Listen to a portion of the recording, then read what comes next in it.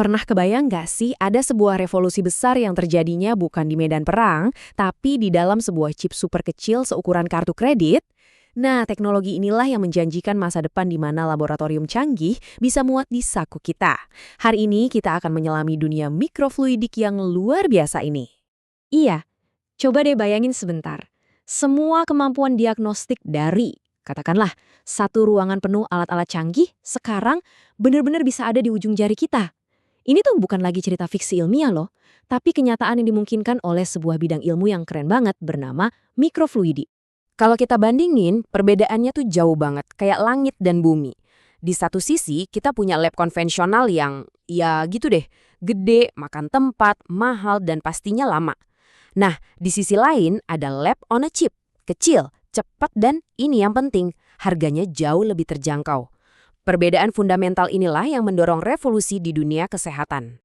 Nah, pertanyaannya kan, gimana caranya semua ini bisa terjadi? Apa ini semacam sihir? Oh, tentu bukan. Di baliknya ada ilmu pengetahuan yang benar-benar brilian. Yuk kita bedah bareng-bareng sains di balik keajaiban ini. Jadi, inti dari semuanya itu ada di satu kata, mikrofluidik.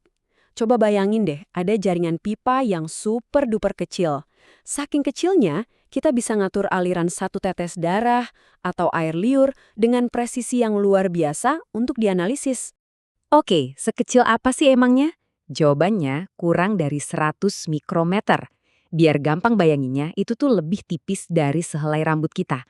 Gila kan? Nah, skala mikroskopis inilah yang jadi kunci dari semua kehebatannya.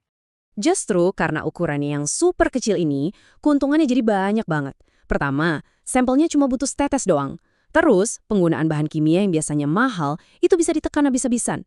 Hasilnya, keluar super cepat dalam hitungan menit aja. Dan yang paling keren, semua ini bisa diproduksi dengan biaya yang rendah banget. Oke, itu kan teorinya. Sekarang, kita lihat gimana teknologi ini benar-benar mengubah dunia nyata di luar sana.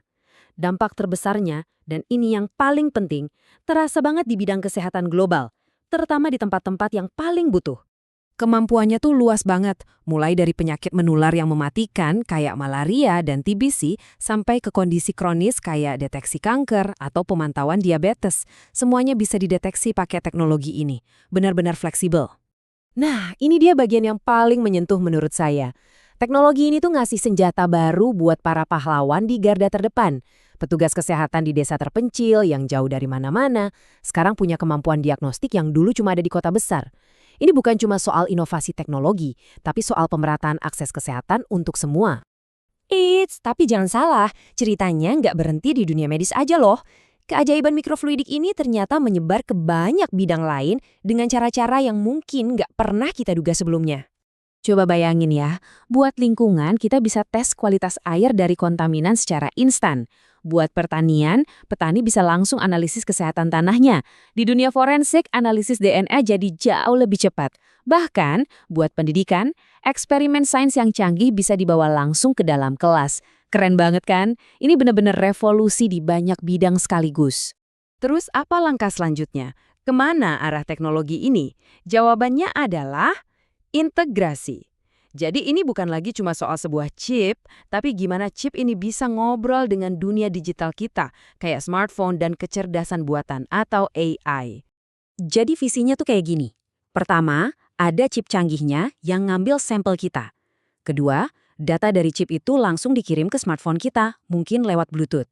Dan ketiga, otaknya, yaitu AI, langsung menganalisis data itu saat itu juga. Inilah fondasi dari pengobatan yang sifatnya personal, di mana kita bisa memantau kesehatan kita kapan aja, di mana aja. Tentu aja ya, perjalanannya nggak semulus itu, pasti ada tantangannya. Misalnya regulasi medis yang super ketat, itu satu hal. Terus gimana caranya bikin perangkat ini gampang banget dipakai sama semua orang, bahkan yang awam sekalipun. Tapi tenang, rintangan-rintangan ini pelan-pelan mulai ditemukan solusinya. Pada akhirnya, kalau kita tarik benang merahnya, semua inovasi canggih ini tujuannya cuma satu, tapi sangat kuat, yaitu menempatkan kendali atas kesehatan kita kembali ke tangan kita sendiri. Dan kutipan ini benar-benar merangkum semuanya dengan sempurna. Jadi ini bukan cuma soal teknologi kan, ini soal akses, soal pemberdayaan. Mikrofluidik jadi bukti kalau inovasi terbesar itu kadang datang dari paket yang paling kecil dengan potensi untuk mengubah dunia. Pertanyaannya sekarang, perubahan besar apa lagi ya yang akan datang dari dunia mikro ini?